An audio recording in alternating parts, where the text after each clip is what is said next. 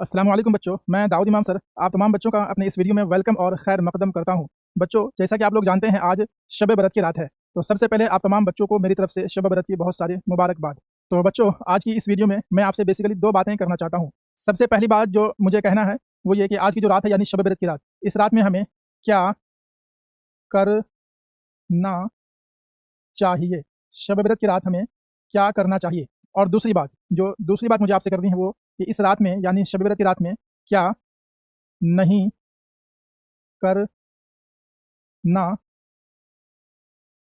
चाहिए। तो दो बातें हैं, एक क्या करना चाहिए और क्या नहीं करना चाहिए। सबसे पहले हम लोग बात करेंगे कि हमें क्या करना चाहिए।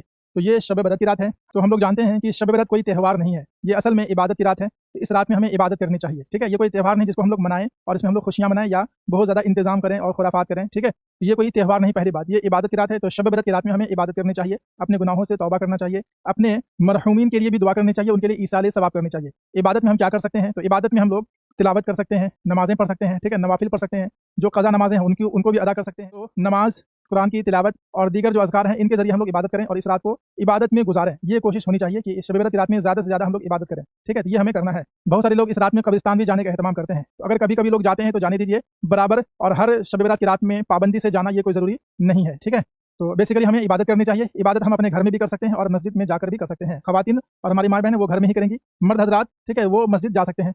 जो सबसे इंपॉर्टेंट चीज़ है वो है कि क्या नहीं करना चाहिए, है ना। सबसे ज़रूरी चीज़ जो है वो क्या नहीं करना चाहिए। इस रात में देखा गया है बच्चे बहुत ज़्यादा खुराफात करते हैं, है ना। वो पटाखा छोड़ते हैं। इधर देखें, कुछ दिन से ये ट्रेंड चल गया है, लोग शब बरत की रात में पटाखा वगैरह फोड़ते हैं। सबसे गलत, ये बहुत ही गलत बात है ना, बहुत ही वाहियात चीज़ है। ये काम आपको नहीं करना है। बहुत ज़्यादा मस्जिद को, घर को, कब्रिस्तान को सजाना भी ज़रूरी नहीं है, बस इतना लाइट्स हो जाए, इतनी रोशनी हो कि लोग सही से जा सकें, इतना काफ़ी, ठीक है। बहुत ज़्यादा सजाना नहीं है।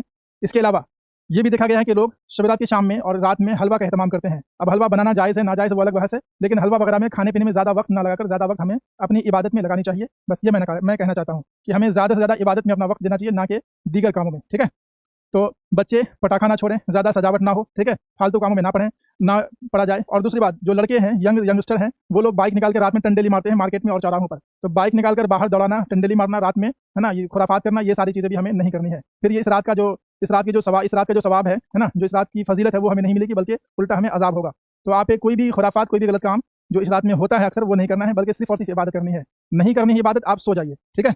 शब बरत की रात में जग करके इबादत करना ये कि मुस्तहब काम है, कोई फ़र्ज़ या वाजिब नहीं है। तो आप अगर सो भी जाते हैं तो इससे आपको कोई गुनाह नहीं होगा। तो आपसे बस दो ही अपील है कि आप लोग शब बरत की रात को अगर जगना है तो इबादत में जग कर गुजारें, नहीं तो आप सो जाएं, ठीक है। और इशा की नमाज़ बाजमात पढ़ें, फजर की नमाज़ बाजमात पढ़ें। आप अगर सो भी जाते हैं तब भी आपको कोई गुनाह नहीं होगा। नहीं तो बहुत सारे बच्चे रात में तो जगेंगे लेकिन फजर के वक्त सो जाएंगे, या इशा की नमाज़ उन्होंने पढ़ी ही नहीं है।